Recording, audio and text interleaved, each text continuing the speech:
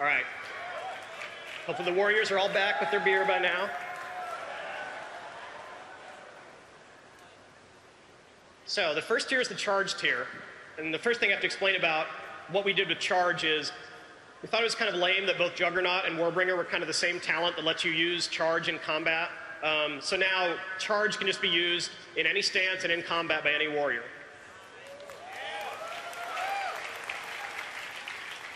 So you choose Juggernaut if you want to charge a lot. It just has a lower cooldown on the charge.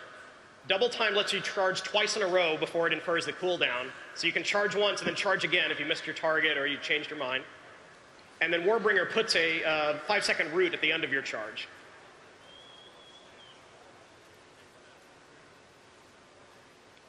Tier 30 is about survival.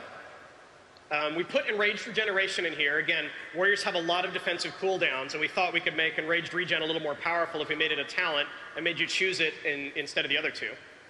Second Wind we also combined with Blood Craze so that it's when you take a stun or an immobilize effect or you just take damage, you can regen some health and rage.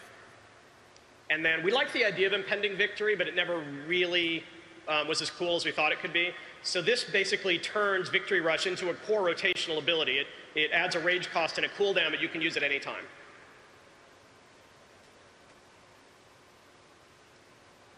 Level 45 is the crowd control tier.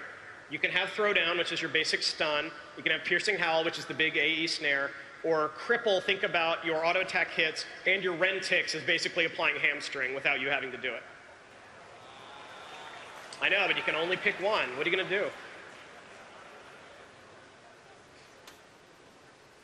Level 60 is about silencing those annoying casters.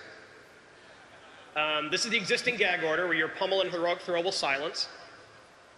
Root Interruption is a fun talent. It is a DPS increase, but it's so minimal and situational that we're not too worried about every warrior out there taking it.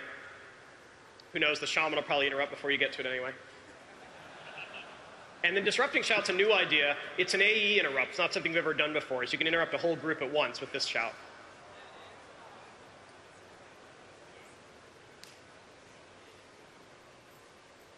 So level 75 is about a little bit of having fun with burst and resource management.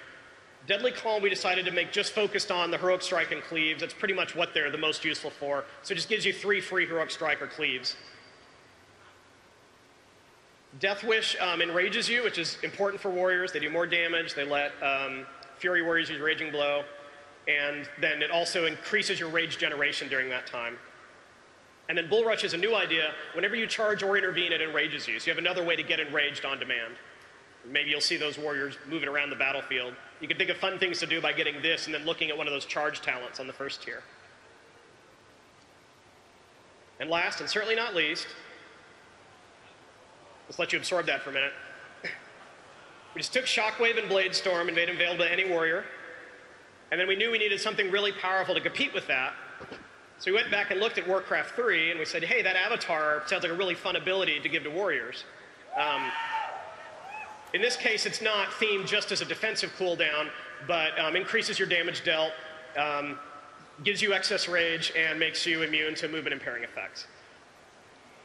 And one of the things I really like about this tier is if you look at it with Warcraft 3 in mind, here you can see the Blade Master, the Tauren Chieftain, and the Mountain King all here together. You decide which one you want to be.